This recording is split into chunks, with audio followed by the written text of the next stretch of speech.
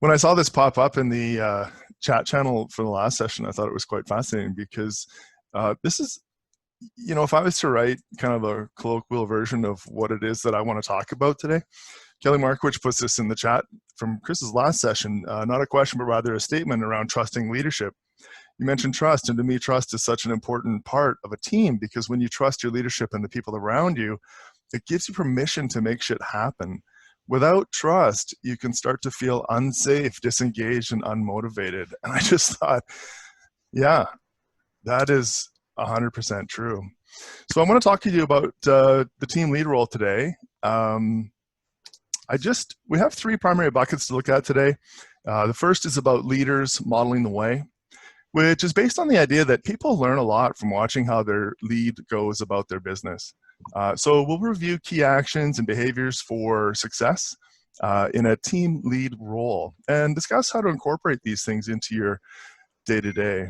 For people who came in and I was already talking, don't worry, I didn't start. I wanted to see all of the intro session from CK as well. So I'm just starting. So you haven't missed much of anything. Secondly, we'll look at some tools you can use to prioritize your team's work, make decisions, measure success. And lastly, we'll look at how role assignment and feedback can be used to encourage clarity, confidence, and high performance on your team. So just getting started looking at a team lead role. This is if you look at a role and accountabilities of a team lead, you start to see some specific themes emerge. There's a lot of words here, but you see stewarding, you see aligning, you see measuring, communicating, collaborating. So these are kind of the key tenets that I'd like to kind of focus on as they emerge from this description of this role. A little bit about what a team lead is, and it's not about, these are examples of what we're not talking about. A leader doesn't have to figure out how to do these things like, babysitting or taking care, being the boss. Planning everything is not part of the team lead role. Calling the shots. This would be like an isolated way of making decisions. This isn't what's being asked of you. Controlling access to information. This is not something that we're asking. I'm going to skip this because we did lose a few minutes. Basically, I was just interested in your experience of what a lead isn't, but let's actually save that for a minute. And let's think about, the role of a lead maybe as an orchestra conductor. They keep things in rhythm, focused. If you're able to back up and pay attention to the entire orchestra so that everyone is on the same page of the song, this is where a lead kind of comes to shine. For the people that are just dropping into the meeting, don't worry, you didn't miss anything. I'm glad you went and got a coffee or did what you needed to do. I'm just kind of going through the intro here, so it's not you haven't missed anything, so don't worry about it. Anyways, helping the team stay focused by strategically choosing what to work on and what work to deprioritize or to decline. Enabling autonomy, confidence, and clarity by having no doubt what work the team is choosing to do and when it needs to be done, but deeply engaging with the experts on your team about how to get that work done. This is what kind of gets at the root of autonomy and self-management kind of within the IQOS framework, is getting those experts that are actually doing the work to engage in how. So reinforcing a culture of feedback on your team by focusing your feedback on moving towards outcomes, building people. Having a goal of irrelevance creates powerful leadership. It's an intended benefit of the sabbatical program, for example. Let's get stronger by building those around us. Let's demonstrate by going on sabbatical that the people around us can actually take care of all this stuff. Let's make sure they have the information and the processes as we're gone so that they're not overly relying on a leader. So building those around you prepares iQmetrix for a more scalable future. As those IQers become more able, the leader, you, will be freed up to engage in different problems, the opportunities you never seem to have time for, but you know are there. So I'm actually interested how that all compares with your experience in leadership. I'd like to know if anyone has experienced this powerful effect of implementing some of these practices. You can use the reactions at the bottom of Zoom screen to raise your hand and see if we've got anyone to call upon.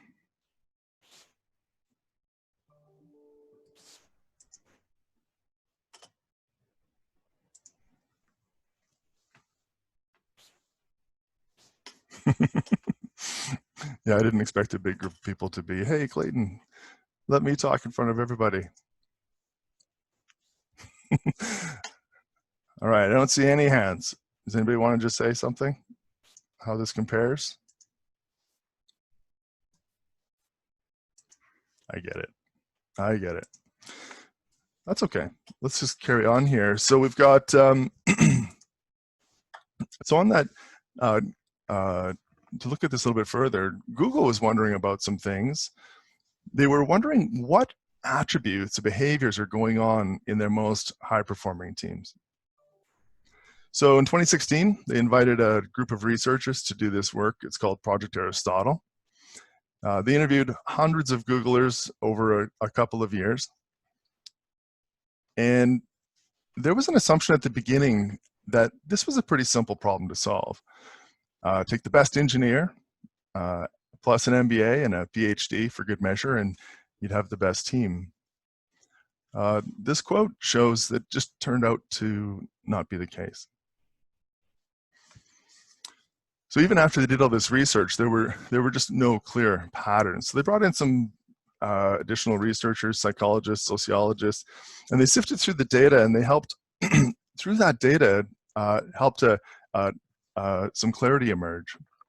So these are actually the 5 attributes of the top performing teams in ostensibly one of the most successful companies in history.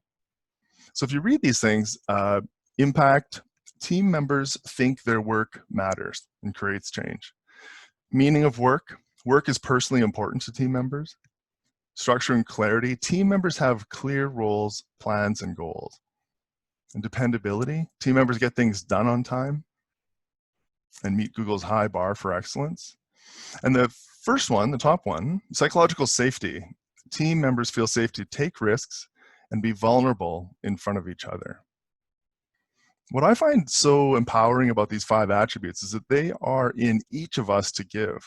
They don't rely on having a PhD or being the best software engineer, but rather these are things that each of us can give to each other. There is a risk here though. Reflexively, each of us could be relieved at the simplicity, just like, oh, is that all I need to do? These 5 things. But as you think about how each of these things may become embedded on your team, they are elusive. They require a dedication to consistently acting in ways that support these outcomes. So if you think about, why is psychological safety so important? I'm thinking actually about a lot of the stuff that Christopher was saying in his intro, but also that idea that if you noticed in the chat channel, Kelly Markwich put a thing in there about how trust allows you to really be comfortable and make shit happen. But this is, I think, what Kelly's getting at. He's sensing this psychological safety and the value of it. So why is it so important? So they will feel more comfortable sharing ideas and will understand that feedback is coming from people who believe in your ability to do what they need from you. That's what psychological safety offers us. You'll see more broad participation in meetings.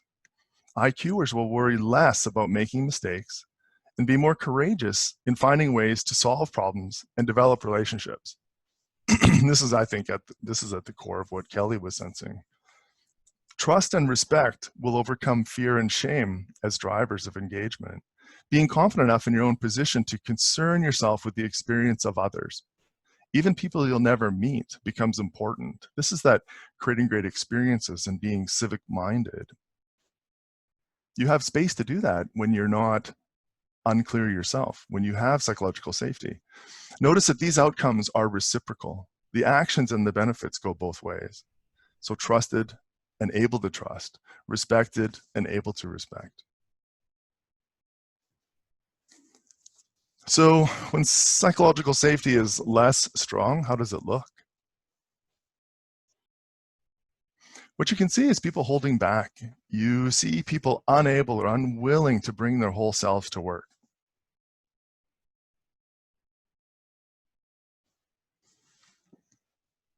Self-management is focused on providing the individual autonomy around how people can do their work. So we hire wonderful people and we invite them to apply their skills, creativity, curiosity to how they do their work. So within self-management, we don't always get to choose what we're working on or when it has to be done, but we get to deeply engage ourselves in the how our work gets done. And that's where the power comes from. I always think about, one of these statements that Christopher makes is he just wanted to create a place where he could survive, where he could thrive. And so he starts this company with this simple mandate, but it's a very challenging journey. And you can see iQmetrix has been on a journey ever since its inception, a journey that's now evolved to become this 100-year company. And you can see this progression in actions over the years. So Nimble, Holacracy, IQOS, and Teal organizations, these are not unrelated things. This is just a journey that's deeply tied to the development and support of leaders and emerging leaders. CK used to talk about how a key differentiator between the boss and their employees is access to information, and how this makes powerful bosses and weak companies. He knew that if you give people the right information at the right time, they will make the right decisions. All of us, each of you, everyone in the company.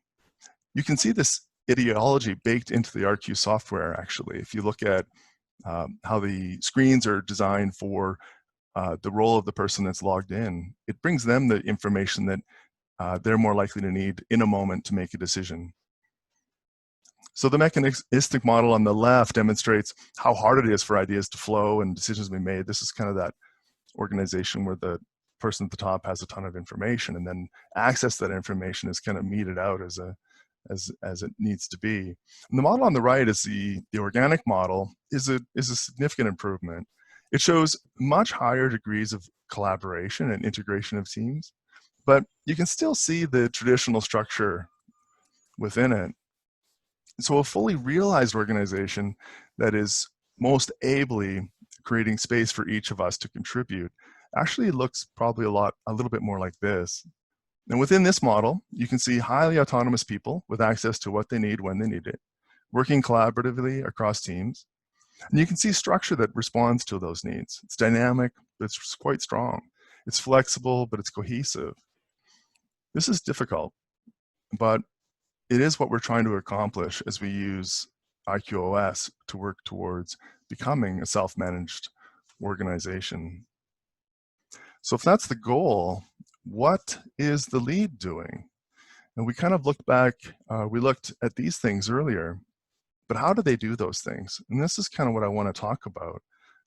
Not kind of, specifically what I want to talk about today. So let's look at how all this stuff can work. One of the principles of that we hear, model the way. Modeling the way is about your team members watching the way you do your work to learn how they can be more successful. So the way we talk to those around us is important. So let me describe how working from attention supports the fundamentals of self-management, of what you're trying to do. So just to get some definitions laid out, you can think about tensions as being the actual problem you're trying to solve. And you can see proposals as the way you would solve that problem. These are the solutions. So speaking from tensions and speaking from proposals gets different results. So let's imagine you start a conversation off with this statement as a leader. The implication in this example is that somebody, you, the lead, has already made a decision. And even if you haven't, and you think you're just opening a door to a conversation, your team won't always interpret it that way. There's another solution statement, a proposal. Excuse me. So when you talk, it's useful to consider the level of influence that your role imparts into your words. So you know you're just another IQer trying to figure things out, but to the team, you're something else. You're the lead, and that has weight to it. So working from a proposal makes it a little bit harder to get participation from your team. They will see the proposal as a decision that you've already made, which at times clearly is what you want to do. I'm not saying that you're not at times really clear in your own mind about what needs to happen and you just need to move forward. That's not what I'm saying. I'm just asking you to consider being purposeful about when you're working from either position and knowing that it's valuable to have options for different situations. So when we convert the proposal to attention, you can hear a difference in the language. Let's rebuild the process around contracting clients. Turns into our contracts are not getting signed. This is just an invitation. It will generate ideas from these wonderful people that you've put on your team. Each time you invite your team to participate, you build their confidence. You demonstrate that you trust and respect them. You are building people who are more autonomous. These will become the leaders of the future. So when you speak from attention, you invite perspective and opinion. You're implying to the group that you'd like to hear what they have to say, and it does not mean you're going to do what they say. This is pretty important to understand. I'm not saying that. It's just that you're taking it into consideration. People are heard, and they value that. So it totally depends, and it's up to you. When you're going to make these decisions. I'm just asking you to consider that there are many times when the voice of an expert, the person in the role doing the work, should be heard. Tons of value in that. The more you can learn to recognize these moments, the more you're going to be building up people around you, leaders of the future. So if we look at, turn our attention to some of these prioritization tools that we have available to us around strategy, metrics, team capacity. If structure and clarity is so important to your team, this is number 3 on the list, team members have clear reading is hard. Team members have clear roles, plans, and goals. So let's look at a way that you can get this clarity through your strategy. So just look quickly at clarifying your strategy. If you find that your team has lost focus or maybe is a little uncertain, just consider looking at the OPSP of the team that created your team. Your team's main priority has to be to support that team's work. And it doesn't have to be more complicated than that. You can see the relationships clearly in Glass Frog. I do want to make a note on Glass Frog. I would encourage you to consider using it or something else as a place of clarity for your team. The value of doing it here, I guess, would be access to everybody. If it's maintained, this becomes a point of clarity for IQers about their roles, but also the relationship between roles and teams.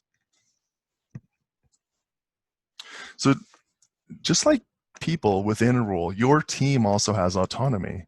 So how you decide to pursue your team's purpose is up to you. It's an ongoing negotiation with your lead, but ultimately this is where you find your team's autonomy.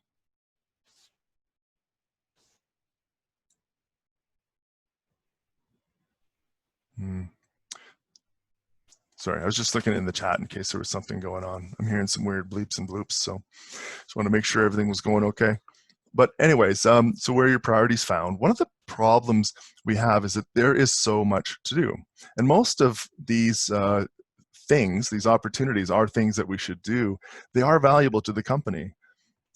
If you keep these words in mind, you're going to be able to establish clarity and focus in your team, which is to say you can do anything you want, but we can't do everything you want. So these are the sorts of tools you have available to help you get clarity, where so much of this happens is actually on your OPSP, other than your one-on-ones with your lead, and also within the strategy meeting process. So the monthly strategic meeting is a time where we all mentally check out of tactical thinking and dive into strategic thinking. And the more we engage each IQer into this OPSP process, the more we can normalize our strategic thinking throughout the company. The implication of being a 100-year company is that the people we're hiring today will become the leaders of iQmetrix at some point, and encouraging them to think more strategically will help prepare them for that future. So if we look at a way to clarify strategy, we are constantly choosing between multiple good things. It's not always obvious what should be prioritized and declined, but that is a key opportunity for you as leaders to provide clarity to your team and to other teams. So the ideas on this slide are a little dense, so I'm going to kind of unpack each one a little bit here. Emphasizing X over even Y. X and Y are both generating positive outcomes. This is such an important thing to remember when we're prioritizing and reprioritizing, is that we're not choosing between one thing being obviously good and one thing being obviously bad. These are difficult decisions. This is why it's helpful to engage the team. So using the areas of focus on your OPSP, for example, to provide clarity to team members will allow them to make decisions in the absence of others. It's why the OPSP can become a North Star for them. If you're trying to clarify your strategy, if you're ever wondering how to align your efforts, strategic thinking allows us to discuss what will be deprioritized at the same time as what we're prioritizing, and allows people to be heard and avoid that if they had only listened to me, this never would have happened scenario. That ends up to be quite damaging to morale. These decisions between multiple good options can be very hard, of course, but consider using questions like these to create the space for inclusive conversations. You will learn how your team is thinking about their work, the future, and be able to share your vision of the future during these moments. If you have a coach involved with your team, they can introduce questions like this into your OPSP meetings to spur on more critical thinking.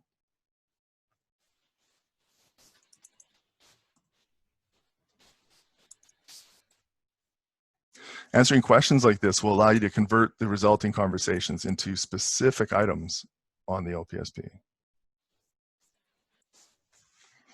Does anybody have any success stories you'd like to share with your peers about what we're talking about here?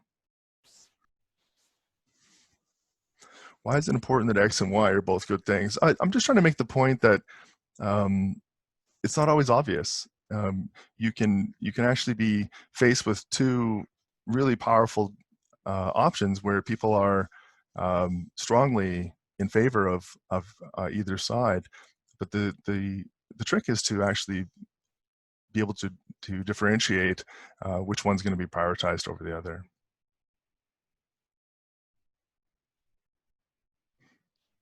Sometimes it's obvious.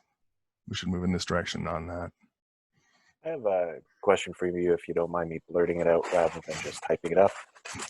Sure. I was looking for success stories here, but if it's questions you need answered. Okay. Is this Kuipers or who's this? Yeah, it is me.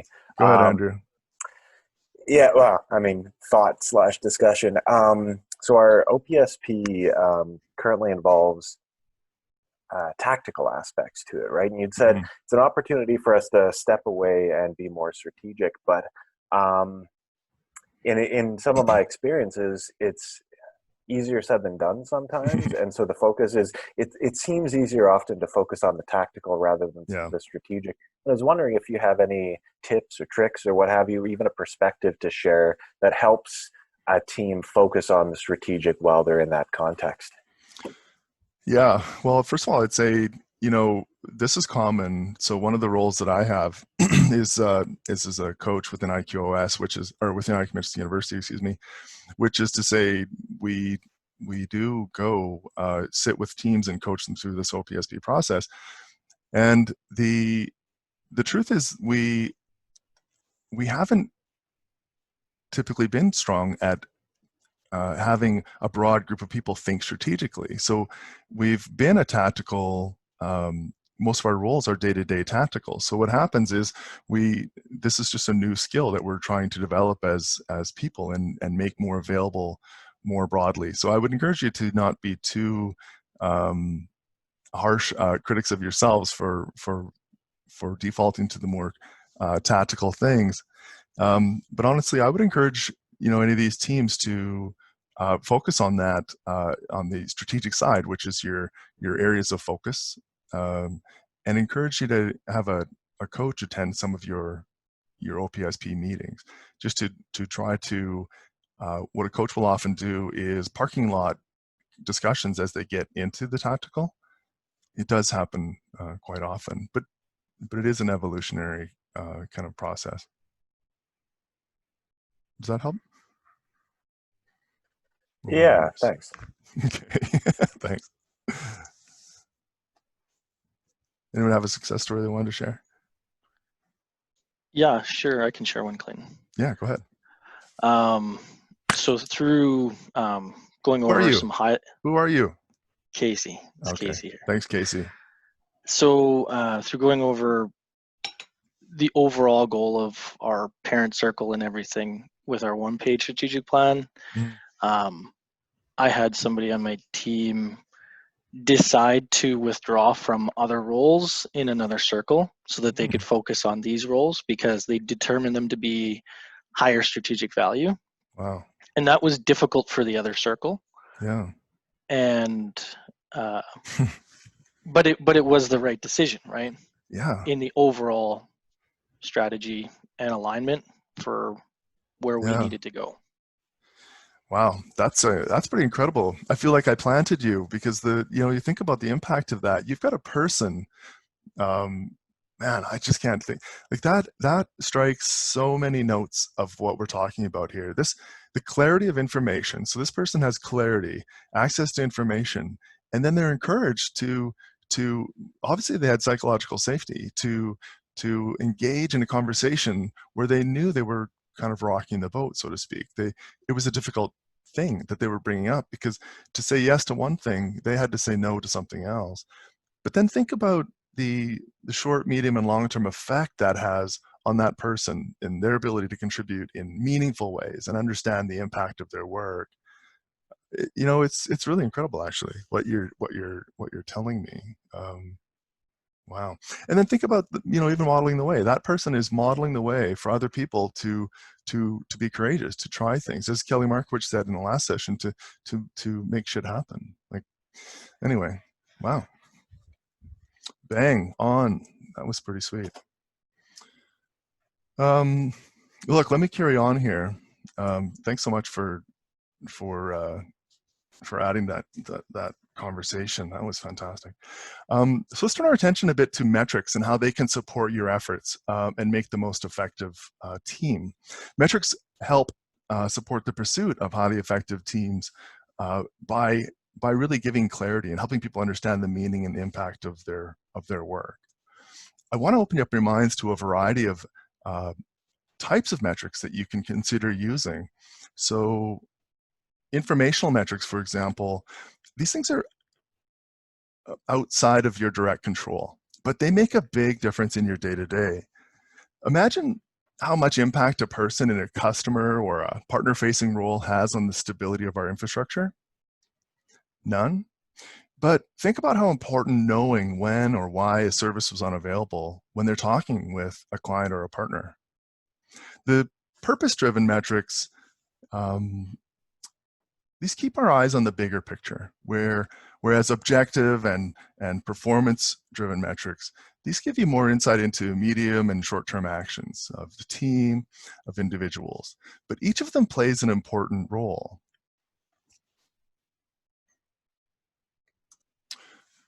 The goal is to have a few metrics that create clarity of thought and action. So when you hear a metric in a meeting, it needs to give you insight. It should provoke thought and imply next actions. It's like the metric should be a verb, like the outcome should be like, oh, I need to do this as a result, or I'm curious about this. Measures that include progressions also help create conversation about how to move forward and what changes to make, what to do more of. There are resources that you can share with your team in IQU, on the wiki. You can get a workshop for your team. You could ask a coach to help you figure this out. In any of the things that I'm talking about, there are supports around you. I don't want to give you a big list of things and then have you feel unsupported. That's not the intention. So sometimes our metrics are focused on outcomes, which makes sense. It makes a lot of sense to measure, but it leaves us with an incomplete picture. So if we focus too much on outcomes, it just doesn't give us a chance to correct the course along the way. Whereas if we look at an entire process, we could measure some of the steps along the way. We could investigate bottlenecks, experiment with new ideas, and measure their efficacy before they impact our final outcomes. Measuring outcomes makes sense. Clearly, this is pretty critical. But if we measure more broadly, it does a few things. We can see trends and make course corrections. We can see where the work of another team is impacting progress and work more effectively with them, with data, collaboratively. So imagine a team that the customer experience team, no, what is that team called? Marty changed it from sales to something else. I'm going to colloquially use sales. So for the sales team, imagine if they had metrics that clarified where the work of another team, like the marketing team, for example, is supporting them. And then they can take those metrics and actually engage in conversations that help those two teams collaborate more effectively. And it's based on data, so it's objective, which is the best way to have a starting point for a conversation. Anyway, more people on your team will be able to see their work in the metrics and be proud of the impact of their work. It's a chance to celebrate every week. So I want to do a 5-minute exercise here. I'd actually like you to open your OPSP. So we've got 4 minutes left. I just want you to look at, I want you to label these 4 things, whether you do it just in your mind or you actually write down what you have.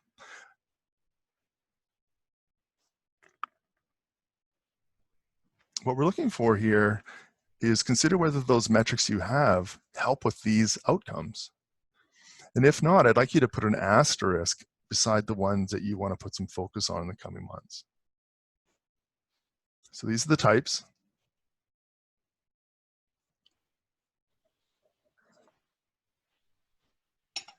There's 3 minutes left.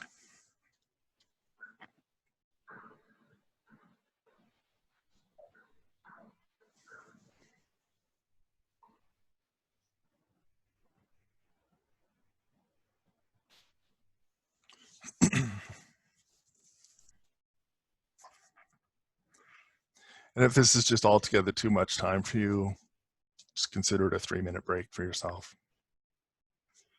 Get a coffee, get a water refill. But I do know that there are going to be leaders, team leads in this group that are looking at their OPSP and thinking about what the hell are we measuring here actually?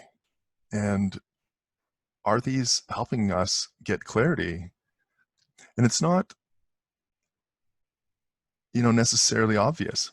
You have to read your metric, think about it. Who's the stakeholder here? Who's being affected by this metric?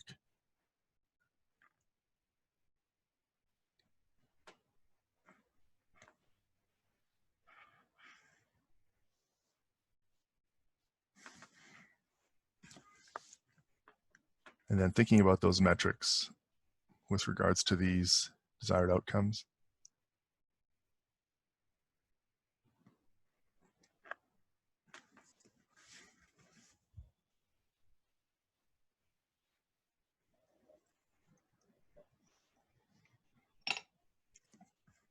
So we got a little over a minute left. Then I'm just going to go back to the group and just ask for thoughts on this. What do you see? What metrics do you have that are super effective or just effective? It doesn't have to be super. Were there some things that you learned, some curiosities, maybe some things that you're going to put a little bit of time into trying to figure out?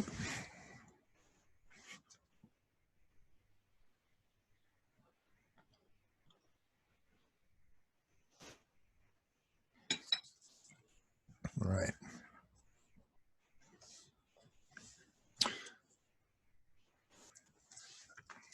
So who's got some thoughts on this? Does anyone have a metric success story that they'd like to share with the group? I'll jump in here. Joe here. Hey, Joe.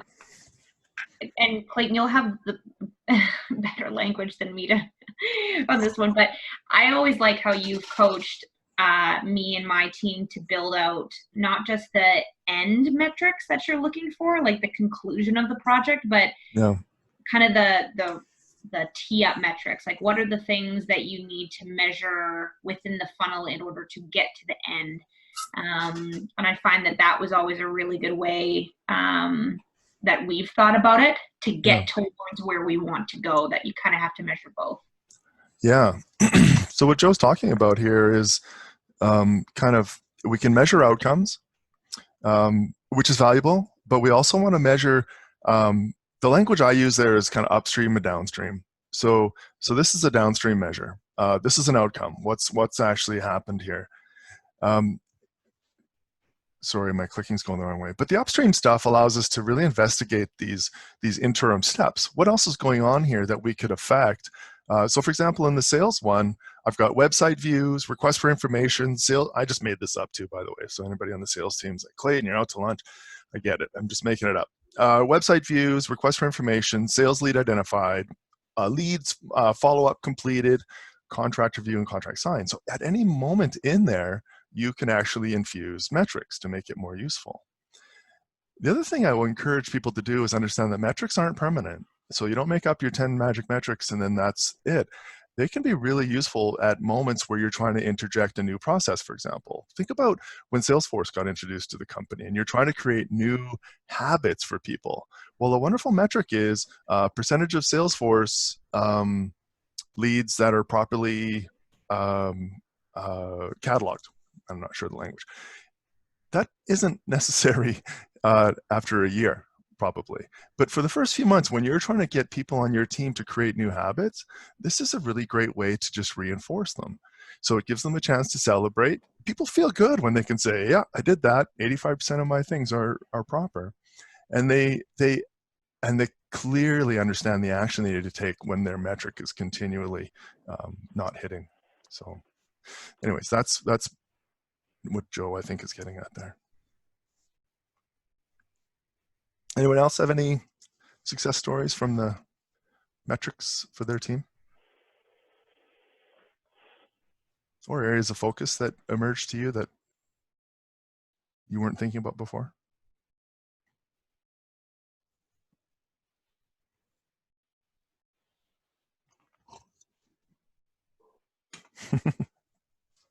It is tough. There's 100 people sitting here, so it's kind of hard just to jump in. But did anybody notice anything on the metrics? Is that maybe there's some areas that aren't very broadly scoped out? Yeah, this is Meredith here. I noticed that when reviewing mine, that a lot of them are focused on performance and not as related to the purpose or other areas. So certainly something I'm going to look at addressing. Cool. Meredith, is there anything obvious that you're thinking that you'd want to measure, or you just know that's going to be an area of focus? I know it's going to be an area of focus. One of the things in our purpose talks about engaging of the value of our people, products, and services. And we don't have a metric around training and knowledge share and understanding our products and services. Wow, that's powerful too, Meredith. You know what you're exposing there is the power of the power here that you're going to get is that you've said training is important. You've articulated that it's important. It's in the OPSP. And then this is actually a way to measure progress. And what that does is it makes people realize, oh yeah, everything on the OPSP actually matters. And we are actually going to put effort into it. And if we're not willing to, we should really consider whether it should be on our OPSP. So there's this validation thing that goes on by just authentically using metrics to apply to these things. So that's great. Thanks for sharing that. Thanks so much. Let's do this last piece here. This third bucket is about role assignments and feedback.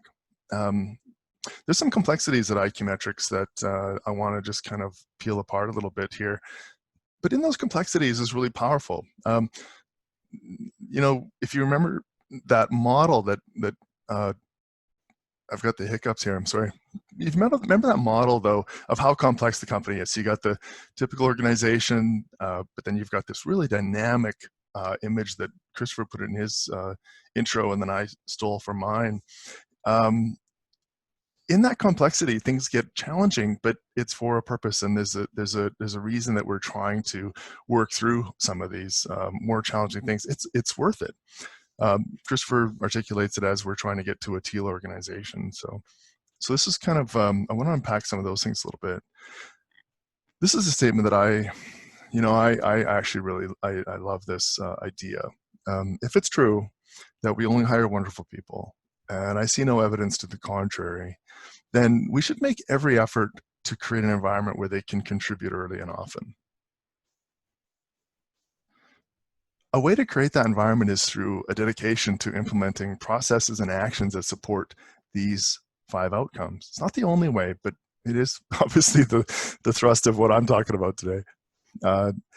So let's look at this idea of handling capacity concerns on teams. So you, as a lead, have several options to address capacity problems on your team.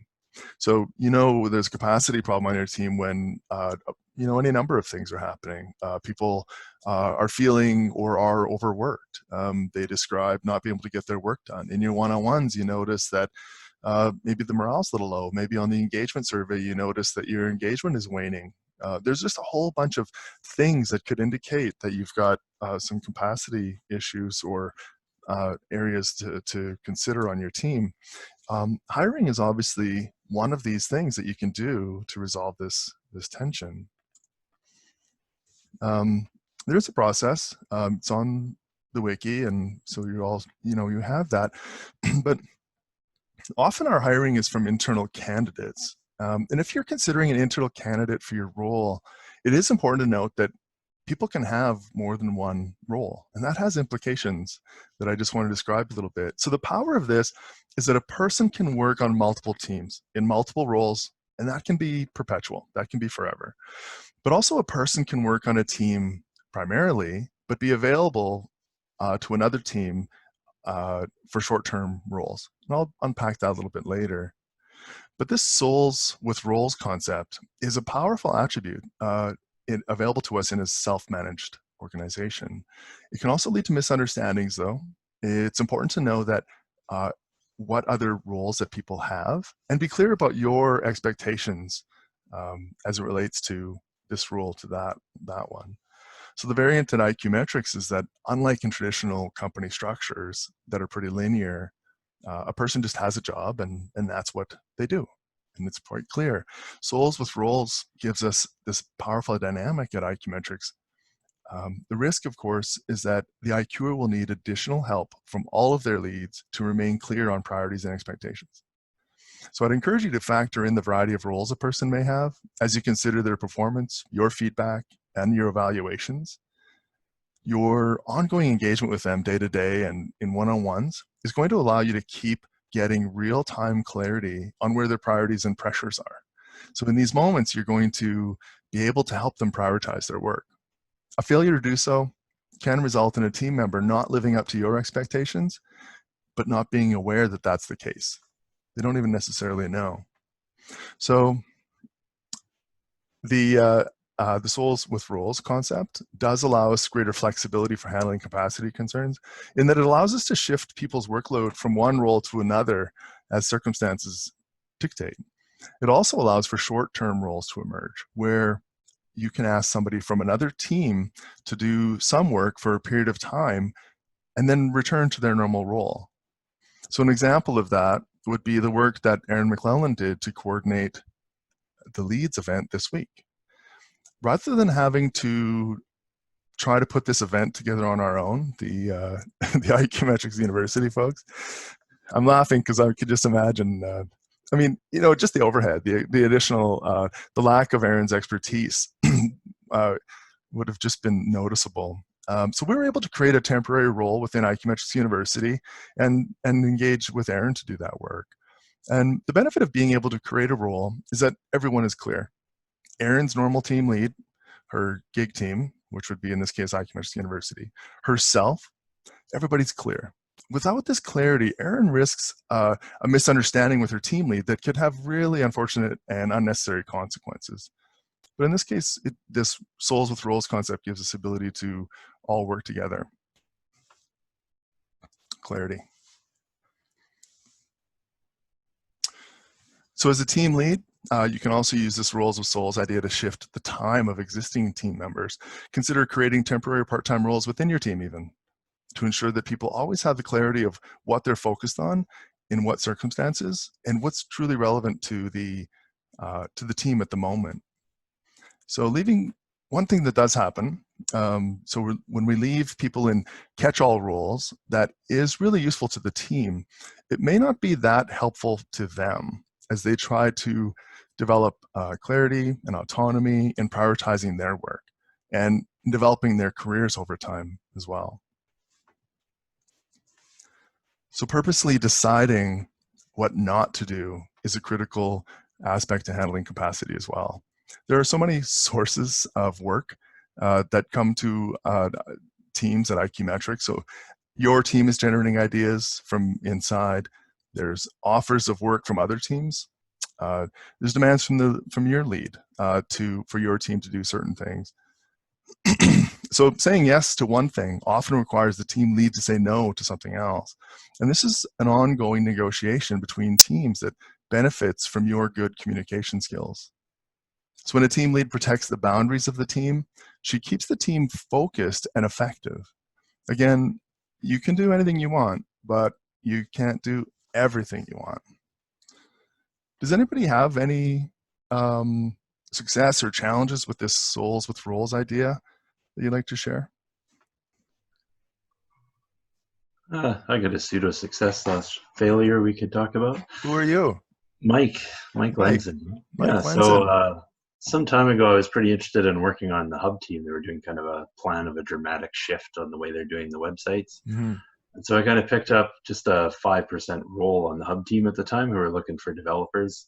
And it was both good because I got to scratch my itch, but at about the same time, my primary role just got super hectic. And, you know, with the growth of COVA and stuff, we had a lot of my attention needed to go there. So it kind of went like, I don't know, maybe a month or something where I just couldn't get anything done in my 5% role. So it was good to be a part of it. I got to kind of scratch that itch. And then, you know, it was apparent to everyone what the priorities were and where my time was going. And in the end, I just kind of shuffled out of the role, and that kind of allowed them, I guess, in some ways to bring on dedicated developer resources to fill it. Yeah. And I mean, now, of course, they're making a lot of progress and doing a lot of stuff. So I think it kind of worked out the best it could have given the resources we had. So failure, success, hard to say.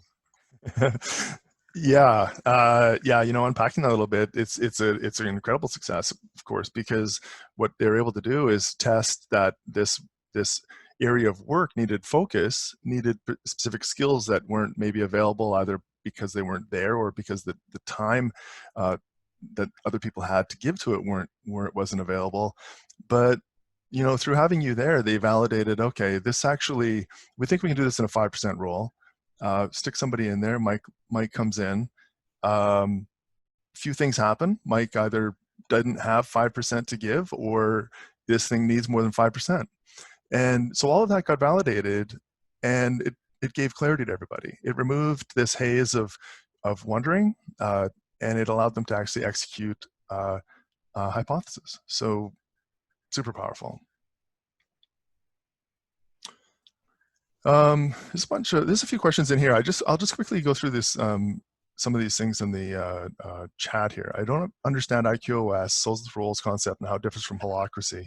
Is there anywhere I could go to learn about IQOS? So yeah, briefly, of course, the wiki, IQOS there's a lot of material on the wiki about IQOS. And then of course, there's, people in IQOS with roles that will be able to describe that to you.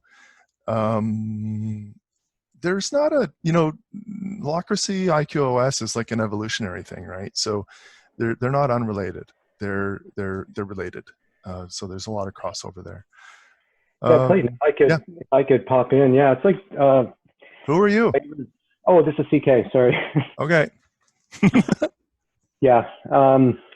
Yeah, like there's a few ways you could look at holacracy. So I met Brian Johnson a long time ago at a mindfulness seminar in San Francisco, and he came from a Scrum Agile background, but he had this idea of applying Scrum to organization. So we had a deep conversation over lunch, and kind of it spanned the realm of quantum mechanics. We talked about holons and holarchy. Of course, it was an interesting subject for me, because when, I remember when I first hired my first 2 employees, I was 18 at the time. They asked me, "What are we supposed to do?" And I'm like, "I don't know, I'm just a kid." But he developed a theory, and I liked the ideas of where he was going with it, but never really put it into practice like himself. He was coming from, like, let me just try or apply this idea in the workplace. But the best way, the lens you can look at it from, is that there's a machine view of trying to self-organize and have a reductionist approach to trying to mechanize everything. And there's a few gaps in holacracy that we thought we could sort of adapt from, but one of them is the need for everybody to participate in the strategy, in the why, and being connected to shaping, and part of an evolutionary organization sort of requires that. And another one that was, I think, a gap, if I were to highlight 2, the strategic is one, but the role of the feedback loops, the need to get this constant feedback, because this is where we learn, this is where we adapt.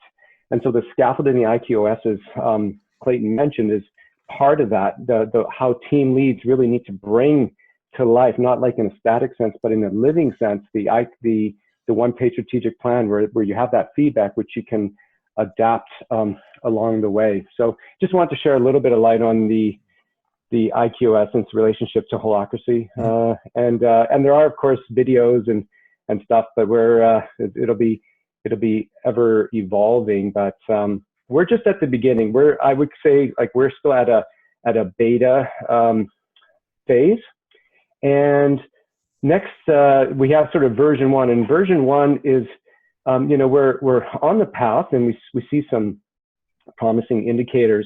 But version 1, the big thing about version 1 is like to have all the core mechanisms from, we've got the principles, then there's the architecture and the processes. There's still some mechanisms of both comprehending architecture and the support tools around it. And the final one is around some key processes that complete some of the gaps of the system. Anyway, I should pass it back because I could talk for a while, and we'll run out of time again, Clayton. So I'll pass it back over to you.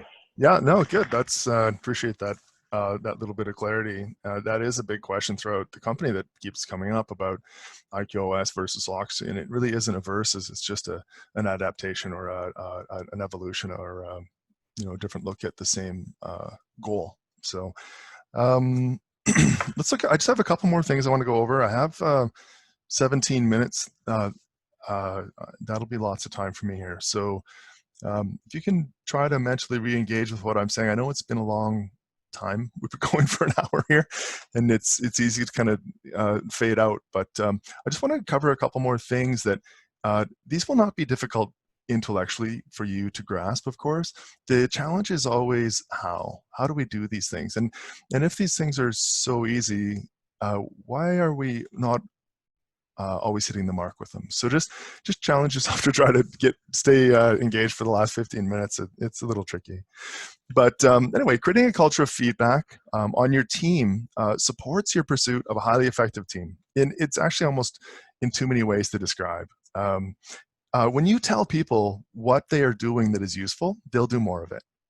A culture of feedback on a team creates trust and accountability. People want to do all the good things. Knowing that their team will guide and support them with feedback gives freedom to be curious, take chances, make mistakes. As the great sage Kelly Markwish says, make shit happen. When you think about role fit, IQers need ongoing feedback on their fit for the role they have. You need ongoing feedback. You're all leads, but you all also have a lead. So if you're not clear on what your lead thinks of your fit, seek that clarity. It is empowering. A lead that I had last year shared some deep hitting feedback with me. My reaction was, holy shit, not only is she right, but that would have been very hard for her to tell me. It made me realize how seriously she was taking my career, and it helped me to take my career more seriously, myself more seriously. And in fact, it's a little, it really actually had a big effect on my life. That person is kind of on this Mount Rushmore that I have in my head of people not in my family that have had a profound impact on my life. And it was just because she chose to give me feedback that was meaningful.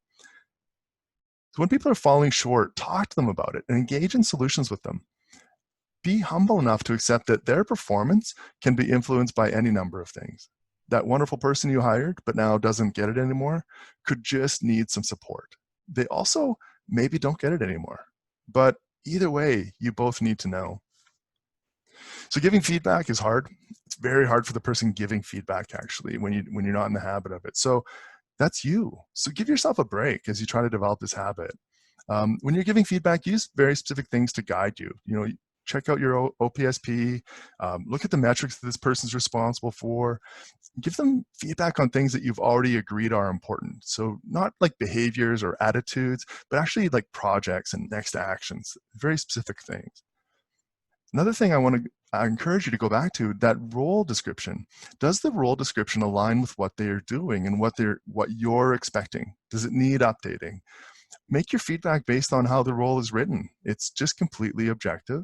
And it gives them a way to be more autonomous. Because when you are in a moment of doubt as an individual, having simple touchstones around you, like a true job description, can really help center you and give you that peace of mind, make decisions. The OPSP works like this as well. All sorts of things. I got the hiccups again. So one of the more challenging aspects of leadership is moving a team member to the beach or terminating their employment from the role. You've clarified your expectations. You've diligently engaged with this person in one-on-ones. You've created a culture of feedback on your team, and you've worked to help this person prioritize their work. You've sought assistance from your lead, but you still have people on a journey to the beach or to termination. So while this is a difficult place to get to, even at this point, termination isn't inevitable. The process that iQmetrix has outlined for you, again, is wrapped up in empathy and compassion. And sometimes people just demonstrate that they need to find another place to work. In those cases, the wiki is a great starting point for how to get through this and how to work through this properly. But in general, leading up to that decision, there's a process you should follow to ensure that that person understands the gravity of what's going on. And it starts with a verbal warning where you're specifically describing what needs to change and by when. Supported with an email outlining that conversation, this can really land with the person. It helps them realize that there is a shift in the severity of the situation. And the email also gives them something to refer to after the emotion has subsided. The written warning comes after the verbal warning is demonstrated to be ineffective. So you followed up on a verbal warning in one-on-ones, and you need to get more articulate. A written work plan helps you to further clarify your observations and expectations for this team member. You are writing down specifically what actions they need to take, why, and when, and the outcomes when they do not do those things, or when they do those things. You're clearly articulating the result of not completing the work plan.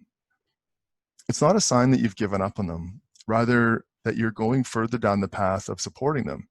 This is a deeper level of engagement that you only do with the person you believe can become a contributor. So termination of the beach, at this point, if not earlier, you're engaged with people ops to ensure that you're doing everything you can to respect the iQer and follow the outlined procedure in accordance with any applicable laws. A note on the beach that this is a second last resort that I think is a function very in line with our values as a company, rooted in this idea that we only hire wonderful people that gives a person support for a few weeks to find a different role. And I know off the top of my head, I know of 2 people who found themselves on the beach and took advantage of the support and have made very significant contributions to our company. So regardless of why an IQer is leaving the company, there's a clearly articulated way to support you to carry out that process on the wiki. So take advantage of these supports that you have in order to ensure the best possible experience in what can be a very difficult circumstance. So as I started out today, we had 3 aspects of leadership I wanted to look at: modeling the way, some tools for prioritization, and how role assignments and feedback impact a team. We looked at these emergent areas of focus. We looked at what a team lead isn't, what they are. We used Project Aristotle to frame this conversation. We looked at working from tensions and proposals, clarifying your strategy, measuring things, ways to address workload capacity for your team, the impact of a feedback of culture. You know, as leads, the role that you play in making iQmetrix a 100-year company can start with creating an environment that embeds these outcomes into the day-to-day experience of IQers, including yourself. Looking for opportunities to help IQers understand the impact of their work, find meaning in what they do, receive the structure and the clarity that removes barriers and doubt for them, provide high-quality work, and demand it of others. And above all, unleash the full strength of the highly motivated and skilled IQers that your teams are full of by creating an environment that includes psychological safety. None of this is easy, and all of it will be worth the effort. You're worth the effort. Us arriving at this destination at some point in the future, as a group, is as simple as us deciding that this is where we're going, choosing the milestones that will mark our progress, and celebrating together as we arrive at each of those milestones, and committing to supporting each other to establish the day-to-day incremental efforts that keep us on that path. It's simple, it's not easy. So that's my session on team lead role. So thanks very much. I hope you see the iQmetrix University coaches as resources and reach out to us if there's anything we can assist you with. So thanks very much.